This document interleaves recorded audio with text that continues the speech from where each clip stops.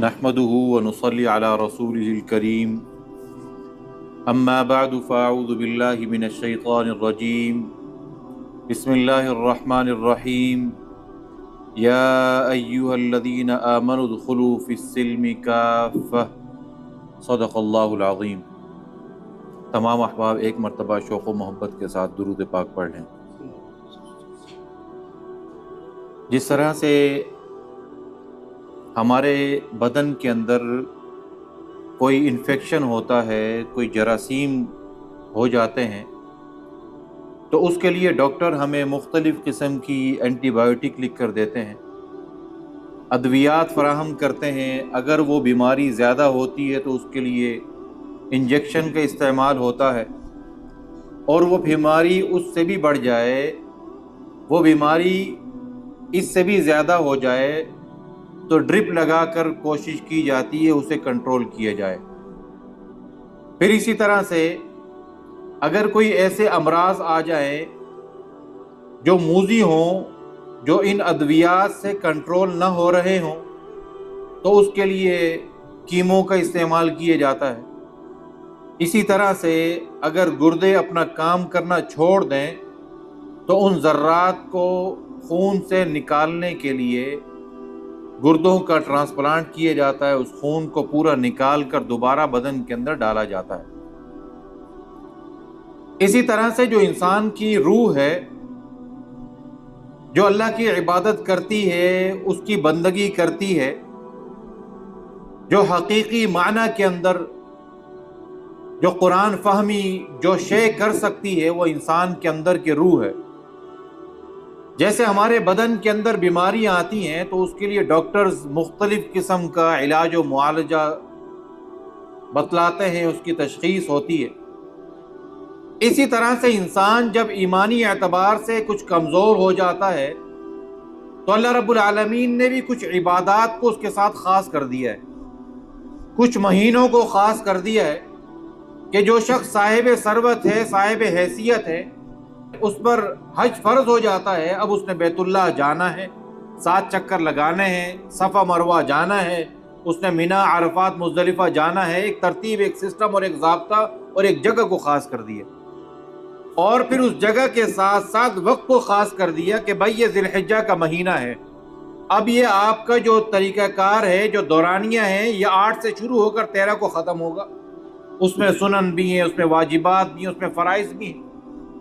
لیکن کوئی شخص کہے کہ میرے پاس اب ذی الحجہ میں وقت نہیں ہے، میں ربیع الاول میں، محرم میں، سفر میں یہ کام سر انجام دوں، تو نہیں ہو سکتا۔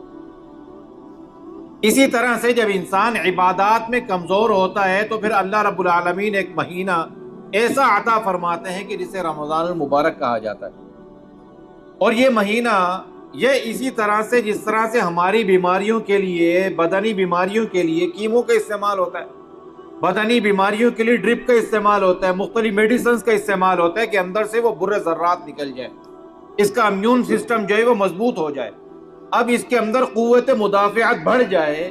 تو رمضان المبارک بھی بنیادی طور پر ہماری زندگیوں میں ہمارے روحانی امراض کے اندر یہی کردار ادا کرتا ہے کہ اندر کے جتنے بھی برے خیالات، بری چیزیں جتنی روح کے اندر ہوتی ہیں، اسے وہ نکال باہر کرتا ہے، اور پھر نکالنے کے ساتھ ساتھ وہ ایمان کی قوت مدافعت کو بڑھاتا ہے، ایمان کو بڑھا لیتا ہے، ایمان اس کا بڑھ جاتا ہے۔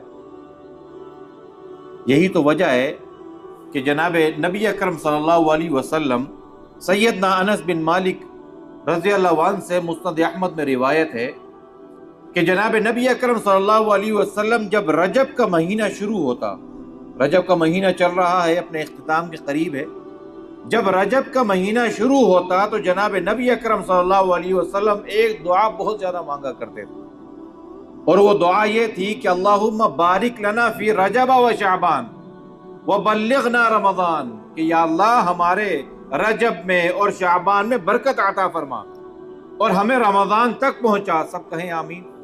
یہ دعا ایک مرتبہ کہہ دیں، بڑے آسان سے الفاظ ہیں کہ اللہم بارک لنا فی رجب و شعبان وبلغنا رمضان، کہ یا اللہ ہمارے رجب میں اور شعبان میں برکت عطا فرما اور ہمیں رمضان تک پہنچا دے۔ اسی طرح سے صحابہ کرام رضوان اللہ علیہم اجمعین کے بارے میں آتا ہے کہ ان کے جو 12 مہینے تھے وہ اس انداز سے گزرتے کہ کچھ مہینے رمضان المبارک کے انتظار میں گزرتے اور کچھ مہینے رمضان میں جو عبادت کی اس کی قبولیت کی دعا کرنے میں گزرتے۔ آپ یوں کہہ لیں کہ ان کے گویا کچھ 5.5 مہینے ان کے اس انتظار میں گزر جاتے کہ رمضان المبارک آ رہا ہے، ہم نے اس کی تیاری کرنی ہے، اور پھر رمضان المبارک کے بعد بقیہ مہینے گزرتے کہ ہم نے عبادات کی ہیں، اس کی قبولیت کی دعا میں گزر جاتے۔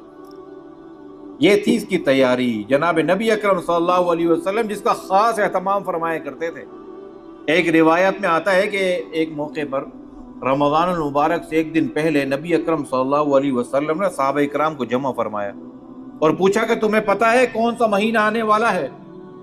کون سا مہینہ آنے والا ہے؟ تم کس کا استقبال کرنے والے ہو؟ یا تمہارا کون استقبال کرنے والا ہے؟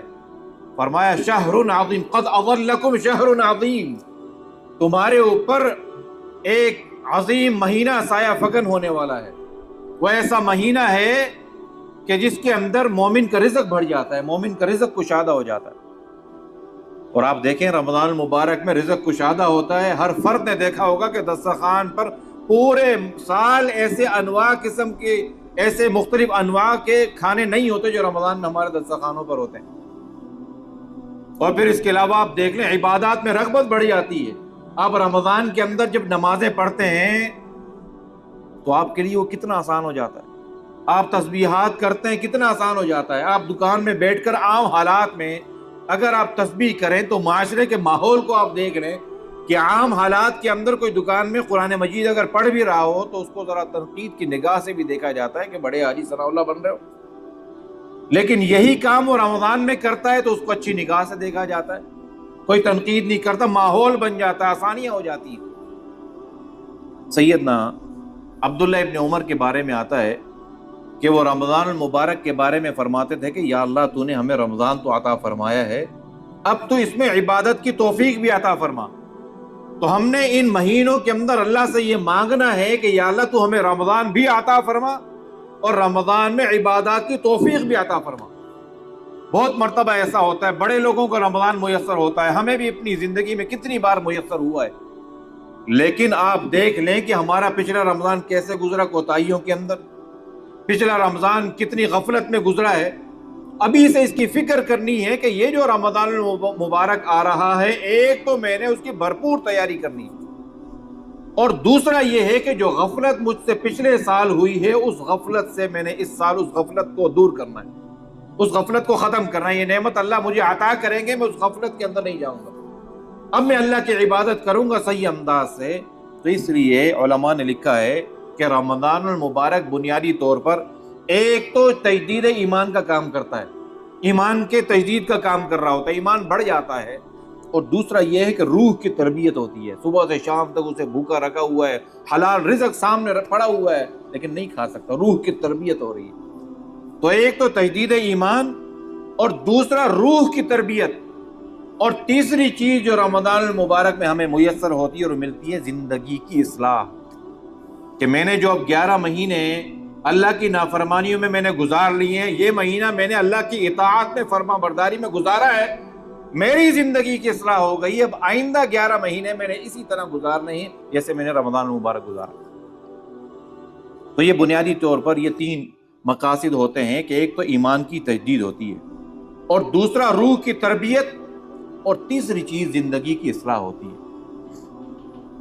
ایک بہت بڑے محدث گزرے ہیں کہ جن کے آج بھی دنیا میں فالوورز ہیں، آج بھی دنیا میں چاہنے والے ہیں، ان کی فقہ کو فالو کرنے والے ہیں۔